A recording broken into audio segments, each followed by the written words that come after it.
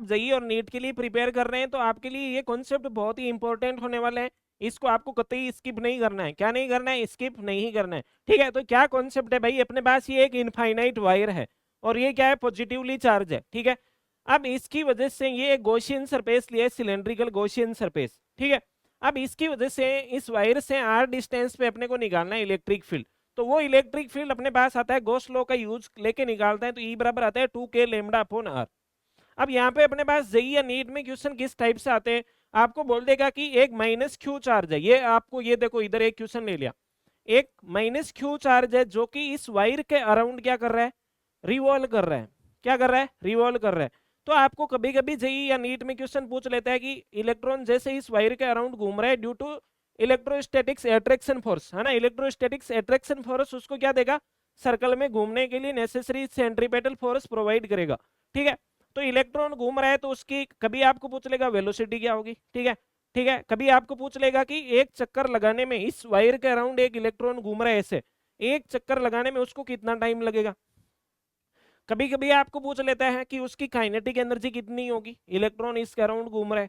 ठीक है, कभी कभी आपको पूछ लेगा कि उसका angular momentum about this axis कितना होगा। ठीक है, तो ये सारी चीजें कैसे निकालोगे?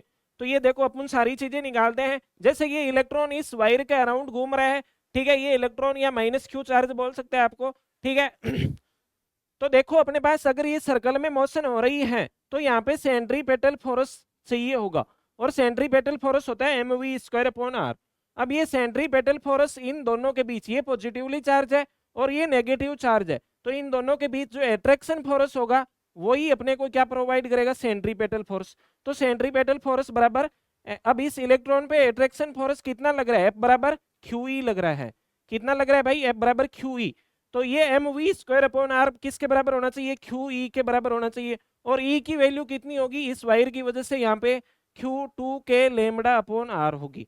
ठीक है, अब इस इक्वेशन से आप वेलोसिटी निकाल सकते हो, जो भी कट रहा है उसको काट दो और वेलोसिटी निकाल लो, तो आपके पास आ जाएगी, ये देखो ये आर से आर चला जाएगा और आपके पास आ जाएगी वेलोसिटी, है ना? तो वेलोसिटी v² बराबर कितना आ गया आपके पास? Q2k लेमडा अपॉन में m। ठीक है, तो यहाँ से वेलोसिटी आ जाएगी। आपको अगर टाइम निकालना हो एक चक्कर में कितना टाइम लगा, तो t बराबर क्या हो जाएगा? 2πr अपॉन v हो जाएगा। अब काइनेटिक एनर्जी निकालनी है तो हाफ mv² हो जाएगा। अगर आपको इतनी चीजें समझ में आ गई है तो आपको इस क्वेश्चन का जेईई मेन 2024 इसका आंसर आप क्या करोगे? कमेंट करके बताओगे कि क्या आंसर आ रहा है। ठीक है, जो मैंने कॉन्सेप्ट बताया था उसी से होने वाला है। ठीक है ना? हाँ ठीक है।